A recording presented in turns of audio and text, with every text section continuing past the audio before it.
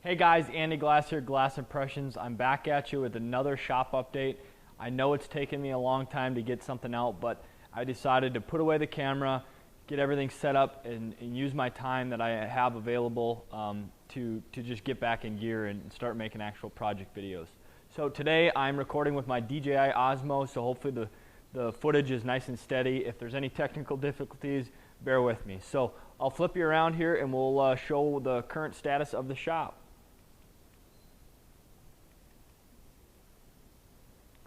So here is the shop in its current stage. I'm going to say I'm 85% complete. As you can see, the Nordfab ductwork is in. I have a second order of fittings on the way. I changed the layout of my shop after I submitted the order for the ductwork, so I was missing some elbows and some 45 degrees and etc. To get that thing going. But the second order is on their way. So let's start over here by the dust collector, Clearview 1800 up on the wall, which is fantastic. Next, let's go down to this beast of a Grizzly G0953 ZXF joiner.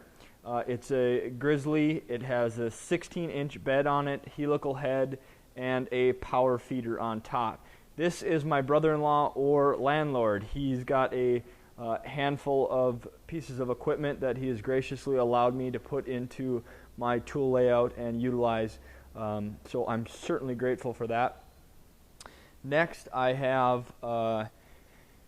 this Grizzly edge sander and disc sander, or not edge sander, belt sander, whatever you want to call it. We'll get to the wall that I made. This is the wall I made. My brother-in-law is not allowing me to put anything on the walls, which is totally fine, so I built two fake walls. This is one of them, and the other one is behind me. We'll get to that one in a little bit. But next to the sander, I have my dust extractor. I'm thinking about putting a hardware organizer there. Next to that is the oscillating spindle sander, my Craig Foreman, my drills, drivers. There's my drill bits, then my drill press. I have some small squeeze clamps, and then the cabinets I had in my last shop.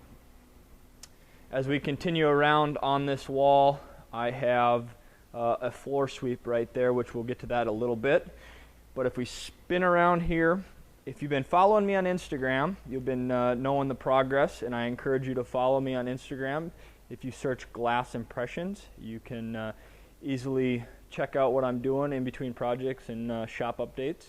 But I had my table saw right here where this bench is. I had the outfeed table, the 4x4 outfeed table, closest to me, so when I needed to walk around the saw to use it, it was kind of a pain in the butt, but that was the only horizontal work surface that I had in the last shop. Well, I had my buddy Neil Burley come over.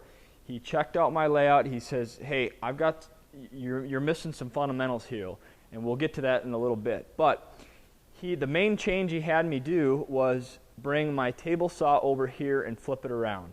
Now this does a handful of things.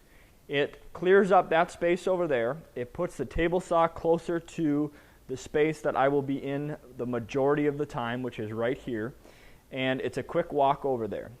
Next, the outfeed table is farther away from that, which is going to mean that I'm going to clutter it up less and be able to utilize and keep the table saw usable. So next we have on the end of the table saw is my edge sander, which is great. We will swing around my real camera there. Next in the shop is the Grizzly G05 14X2 B Bandsaw.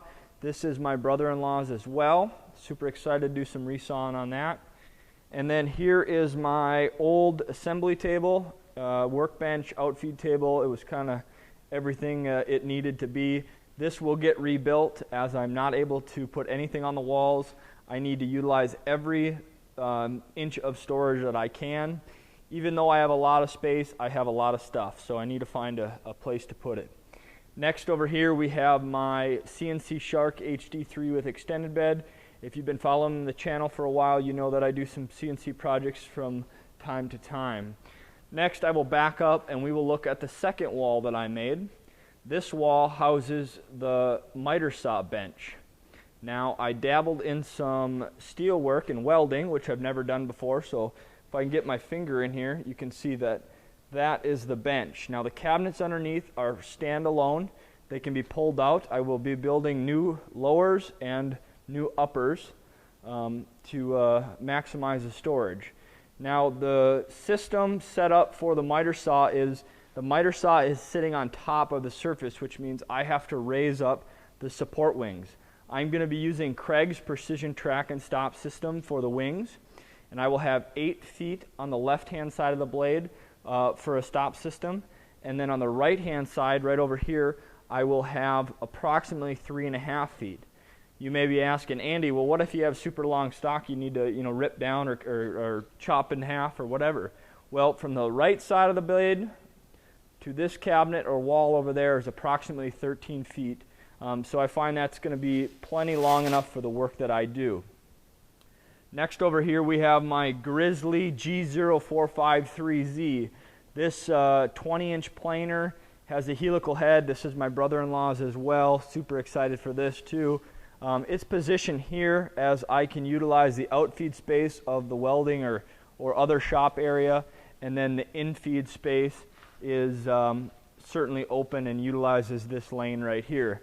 I've pushed it a little bit back as it clears the miter saw station, which is excellent. And then right here I have finally enough room to bring my MFT3 into the shop again, so excited to have that.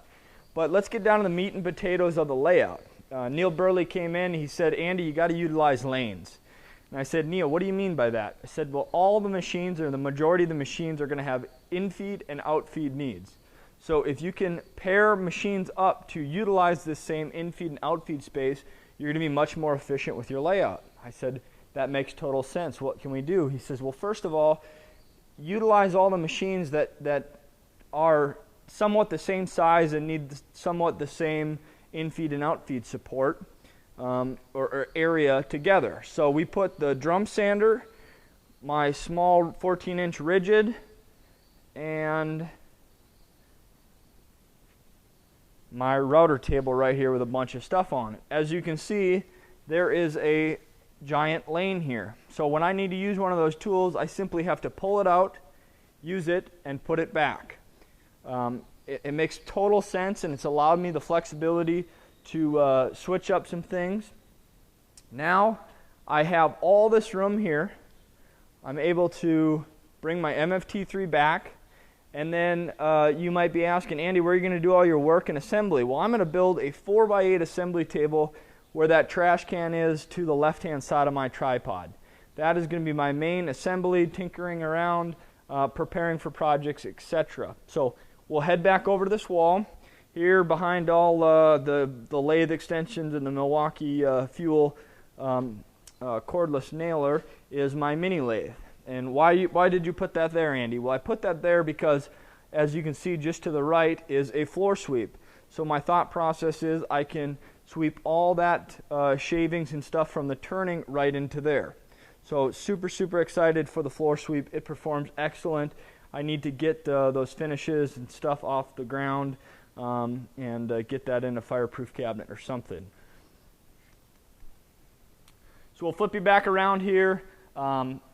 Let me know below if you have any questions, comments, something you saw in the video that you weren't quite sure that I didn't touch base on, or if you have any tips or tricks in the layouts. Put them below, because other commenters and other YouTubers look at those comments and they might take something away from it as well. So I have a few projects in mind that I definitely need to get a few shop projects out the door, which I'm hoping to bring you along for the ride as well. A new outfeed table, obviously the assembly table, units below and above on the miter saw bench. But as the shop is coming together, I'm super, super excited. Thanks for watching. I'll see you guys next time.